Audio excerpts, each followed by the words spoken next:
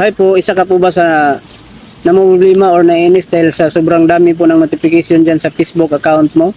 So kahit nag-add friend or nag-comment yung friend mo dito sa Facebook, nare-receive mo yung mga notification. So isa ka po ba sa ganon?